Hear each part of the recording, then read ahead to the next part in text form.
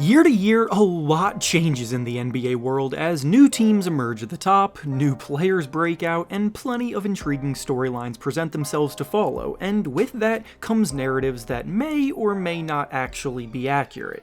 Most players are viewed a certain way by the general public because of either what they have previously done or what they could potentially become, but when the idea of these players starts to become greater than what the players are in reality, then they become a bit overrated, and that brings us to today's video.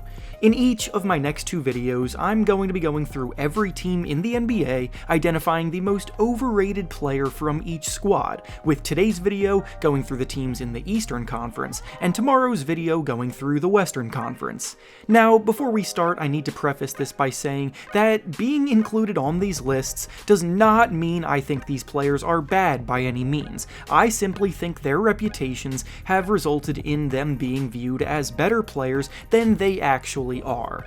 Before we start though, it turns out a good amount of you watching aren't even subscribed to the channel, so if you enjoy the content, consider hitting the subscribe button, as not only does it help out a ton, but I'd also very much appreciate it. Now with that being said, let's begin. Going in alphabetical order, we'll start off with the Atlanta Hawks, and the most overrated player for them is Dejounte Murray. Murray made his first All-Star game last season when he was the go-to guy for a rebuilding Spurs team, so the Hawks traded for him in the offseason, hoping to pair him with Trae Young in the backcourt and elevate them back into contention. The exact opposite happened, as the Hawks have arguably regressed from last year to this year, and Murray hasn't quite been able to replicate his production on a team with actual winning aspirations. Up next is the Boston Celtics, and the most overrated player on their team is probably Jason Tatum. Now, I'll start off by saying that obviously Tatum is one of the league's superstars, but the degree to which he gets praise often gets taken too far by fans and the media alike. Year in and year out, especially this year though, people are so eager to try to force Tatum into top 5 players in the league conversations and MVP races, but he's just not on that level yet. Scoring 30 points a game is great, but he's not the most efficient in doing so, and his production isn't as well balanced as other top-tier superstars that he gets compared to. Next up is the Brooklyn Nets, and their most overrated player right now is Ben Simmons. Admittedly, after all of the trades, it was hard to find someone who was truly overrated on this Nets team, so Ben Simmons got the nod by default. When he was first traded there, people were saying that the Nets fleeced the 76ers in the trade, and while most have come around to the realization that Simmons is not quite as good as originally thought, I think there is still a lot of optimism about his potential despite his complete unwillingness to work towards it or adjust. Injuries are also holding him back, which is unfortunate, but even when he's been healthy, he now just looks like a shell of his former self. Up next is the Charlotte Hornets, and their most overrated player is LaMelo Ball. Ball is the team's best player by far, but he has a lot of growing to do if he ever wants to lead a team that can consistently compete and win games. LaMelo shoots the ball a lot, as he's one of 14 players this year taking 20 or more shots per game, but he scores the fewest points of those 14 players, because he's the least efficient of the bunch. He has great court vision and passing talent, and dishes out a bunch of assists, but that doesn't necessarily mean that he's always making the right read or the right play, so while his production looks all-star caliber on paper, he doesn't quite impact winning as much as other guards around him at his skill level.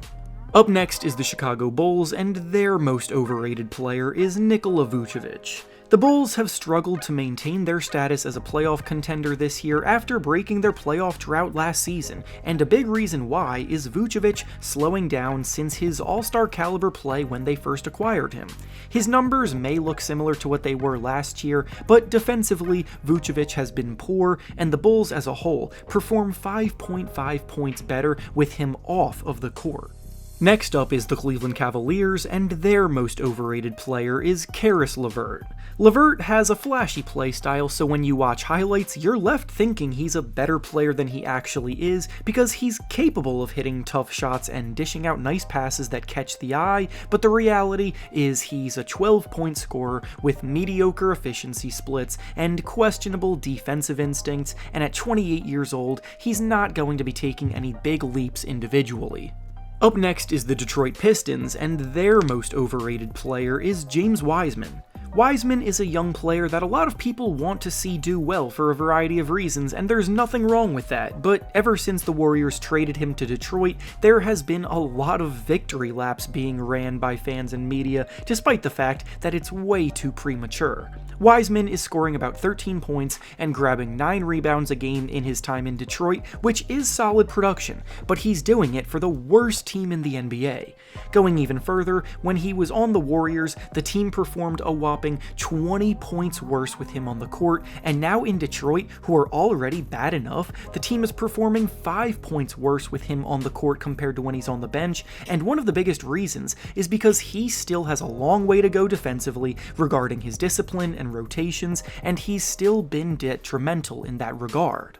Next up is the Indiana Pacers, and their most overrated player is Buddy Hield. The Pacers are another team that didn't necessarily have many options for this topic, but Hield gets slightly overrated when trade discussions come up. He was rumored to be wanted by the Lakers, and proposals all included first-round picks and some extra on top of it, and I just don't know if Hield is worth that much. He's an outstanding shooter, but a flawed overall creator, and defensively he leaves a lot to be desired as well. Up next is the Miami Heat, and their most overrated player is Tyler Herro. Last year, Herro emerged as the winner of the Sixth Man of the Year award, and this year he's been elevated to the starting lineup as the shooting guard, but that change has actually resulted in both him and the Heat team taking a step backward. His scoring and efficiency have decreased a little bit this year, and the Heat as a team went from the 12th ranked offense last year to the 25th ranked offense this year. Herro is probably best served as a sixth man to ignite an offense off the bench, but he's viewed as a player that's capable of more. Next up is the Milwaukee Bucks, and their most overrated player is Jrue Holiday. Holiday is an outstanding lead guard who defends the perimeter as well as anyone, but the reason why he has become overrated is the fact that he was named an all-star this season over quite a few others that were having better seasons. James Harden of the 76ers and Jalen Brunson of the Knicks have both been unbelievable this year, but Holiday got the nod over both, which is something that I just cannot get behind. Up next is the New York Knicks, and their most overrated player is RJ Barrett. Since he's been drafted, he's been someone expected to be a future star in the making, and after taking a step forward last season, he's begun to regress a bit this year. While the team overall has improved a ton as a solidified playoff team, Barrett is slowly seeing his minutes decrease as the season comes to an end, and it's because he's still way too inconsistent as a scorer and a decision maker. Next up is the Orlando Magic, and their most overrated player is Bol Bol. The Bol Bol phenomenon caught steam this season when he finally started playing regular rotation minutes, and all of a sudden the takes about him being a star in the making have returned, but now that the season is almost over, we've seen the fact that he's just a 9-point scorer who can knock down some shots from deep but not consistently, and while his length and craftiness are great, his scrawniness gets taken advantage of. Up next is the Philadelphia 76ers, and their most overrated player is Tobias Harris. Harris is being paid max contract money to perform like a decent fourth option at best, and until that contract expires, it will continue to hold the 76ers back from maximizing their assets. He scores about 15 points on above average efficiency, which isn't bad, but he's not a decisive playmaker or a willing spot-up shooter, which is more of what the team needs around Joel Embiid and James Harden.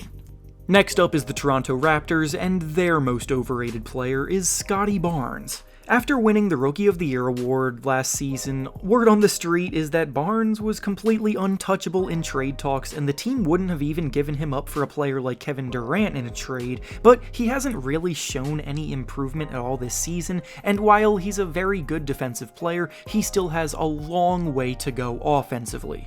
And finally, the last team in the East is the Washington Wizards, and their most overrated player is Bradley Beal.